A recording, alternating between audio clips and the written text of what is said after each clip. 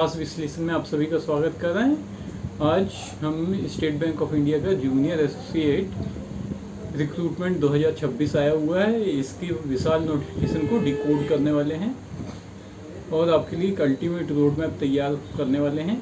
ये जो विशाल नोटिफिकेशन आया है, इसकी तमाम बारीकियों को हम बहुत ही डिटेल में आपको क्लियर करने वाले हैं। इस रोड मैप से आपको सारी जटिलताएँ एकदम क्लियर हो जाएंगी। ये रिक्रूटमेंट स्किल है कितना बड़ा, इसको समझने के लिए आप इस आंकड़े पे गौर करिए। 9124 यानी पूरे भारत में 9000 से ज़्यादा वैकेंसीज निकली हैं।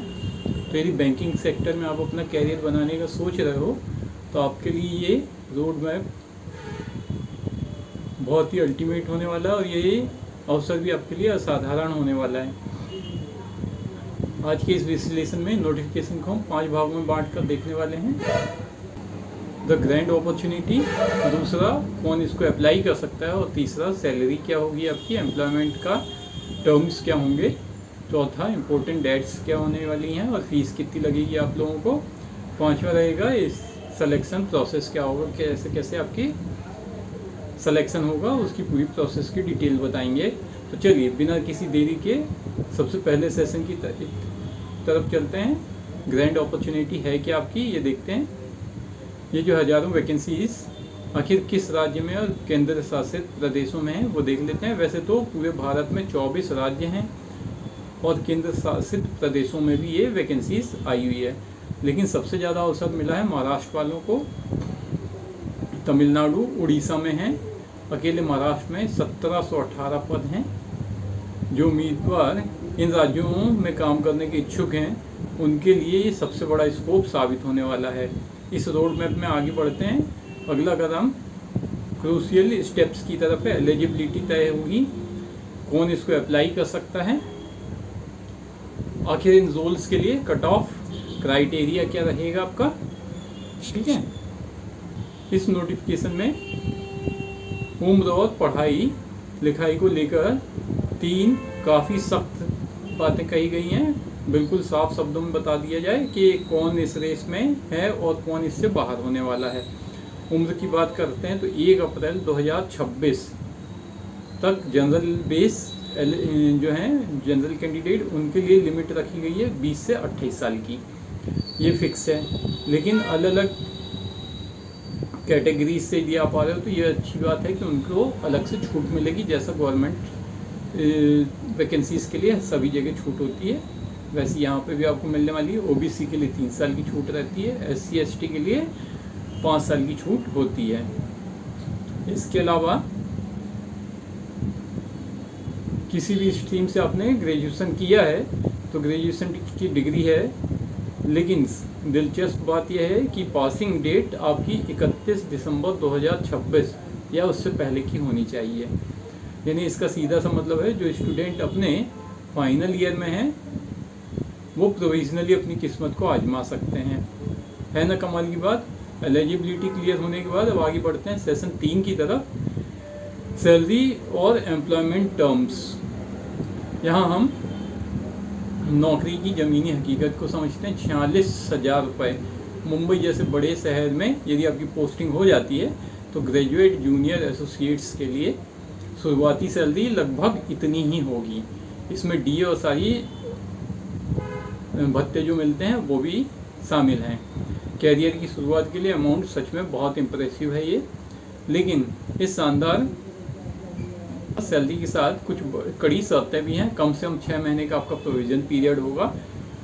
ये यदि आपने अच्छे से क्लियर कर लिया तो ये पूरा होने के बाद 5 साल तक कोई भी इंटर सर्किल ट्रांसफ़र नहीं मिलेगा आपको। मतलब जिस राज्य के लिए चुना गया है वहाँ कम से कम आपको 5 साल रहना पड़ेगा, ठीक है। तो जो एक बहुत बड़ा फैसला हो जाता है समय के साथ। सो फ्रेंड्स, समय तेज़ी से निकल रहा है, इसलिए इस बात पर भी गौर कर लेते हैं सेशन 4 में कि इम्पोर्टेंट डेट्स और फीस क्या स्ट्रक्चर रहने वाला है। घटना के क्रम को तेज़ी से आगे बढ़ते हैं। आपकी एप्लीकेशन स्टार्ट होने वाले हैं 11 अगस्त से। 11 अगस्त से ये एप्लीकेशन स्टार्ट हो गई है और रजिस्ट्रेशन की आखिरी तारीख रखी गई है 31 अगस्त 2026 के पहले आपको इसको अप्लाई कर देना होगा। इसके तुरंत बाद इम्तिहान का दौर शुरू हो जाएगा, मतलब आपके एग्ज़ाम्स चालू हो जाएंगे। फीस की बात कर लेते हैं। जनरल, ओबीसी और ईडब्ल्यूएस कैंडिडेट, इनके लिए 750 रुपये फीस रखी गई है। दूसरी तरफ एससी, एसटी और पीडब्ल्यूडी कैंडिडेट और एक्स सर्विसमैन कैटेगरी भी इसी में आ जाती है, उनके लिए पूरी तरह से छूट है, मतलब उनको कोई फीस नहीं लग रही है यहाँ पे। अब इस रोड मैप के सबसे अहम और आखिरी पड़ाव पे आते हैं, सेशन 5 पॉइंट सिलेक्शन की प्रोसेस क्या रहेगी। अपॉइंटमेंट लेटर तक पहुंचने के लिए 3 अलग अलग रास्तों से गुजरना होगा, 3 अलग अलग फेस रहेंगे आपके। इसमें एप्टीट्यूड की कसरत तो है ही है, वो तो रहेगी, और इसके बाद में रीजनल कम्युनिकेशन स्किल भी आना चाहिए। जिस स्टेट के लिए आप अप्लाई कर रहे हो, सपोज महाराष्ट्र के लिए आपने अप्लाई किया है तो आपको मराठी आना चाहिए, कोंकण के लिए तो कोंकणी आनी चाहिए। इसी तरीके से आपने मध्य प्रदेश के लिए, छत्तीसगढ़ के लिए किया है तो वहाँ का आपको हिंदी आना बहुत ज़रूरी है। तो रीजनल लैंग्वेज तो सबसे मस्ट हो जाती है। 1 घंटे का फास्ट पेस्ड राउंड होगा, 3 सब्जेक्ट, 200 सवाल होंगे आपके। हर सेक्शन में सिर्फ 20 मिनट मिलेगा आपको, मतलब 1 घंटे में आपको 100 सवाल करने होंगे। और हाँ, गलत यदि आपने तुक्का मार दिया तो ध्यान रखना, हर गलत जवाब पे 1/4 नंबर आपका कटने वाला है, मतलब 1/4 नंबर कट जाएगा आपका। इसका मतलब है यहाँ पे आपको स्पीड भी चाहिए, एक्यूरेसी भी चाहिए, दोनों चीज़ें परफेक्ट होनी चाहिए। जब परफेक्ट बैलेंस होगा तो ही सिलेक्शन में आने की उम्मीद होगी। जो प्रीम्स क्लियर कर लेंगे उनके लिए एग्ज़ाम्स का लेवल काफ़ी हाई हो जाएगा। यहाँ 2 घंटे 40 मिनट का टाइम मिलेगा आपको, और 190 सवाल अगले में होंगे आपके। प्रीम्स क्लियर हुआ तो मेन एग्ज़ाम जो होगा उसमें 190 क्वेश्चंस हल करने होंगे। और सबसे अहम होगा फाइनल मेरिट लिस्ट, इसी एग्ज़ाम के इसके बेस पे बनेगी, मतलब आपका जो प्रीम्स हो गया उसके बेस पे कुछ नहीं होगा, वहाँ से आप सेलेक्ट होकर सिर्फ यहाँ आएंगे और इसके बेस पे आपका फाइनल लिस्ट बनने वाली है। आखिरी फेज़ की बात करते हैं, लोकल लैंग्वेज प्रोफिशिएंसी। जो जिस भी जगह के लिए आपने फॉर्म भरा है उस जगह की लैंग्वेज आपने 10वीं और 12वीं में मार्कशीट में होनी चाहिए कि उस लैंग्वेज से आपने पढ़ाई करी है, कम से कम एक सब्जेक्ट आपका होना चाहिए। ये सबूत होगा कि आपने उसी लैंग्वेज को जानते हैं प्रॉपरली। क्षेत्रीय भाषा की पकड़ होना बहुत मायने रखती है। तो फ्रेंड्स, सामने हैं आपके 9124 वैकेंसीज। 31 अगस्त तक का आपके पास में टाइम है, डेडलाइन है, बिल्कुल मिस नहीं करना है आपको इसको। बेहद सख्त रोड मैप है। सो फ्रेंड्स, सबसे बड़ी सवाल अब जो है वो ये कि क्या आप इस दौड़ में शामिल होने वाले हैं। यदि होने वाले हैं तो फटाफट इसको अप्लाई करिए, सारे डॉक्यूमेंट देख लें, रेडी करिए और तुरंत इसको अप्लाई कर लीजिए।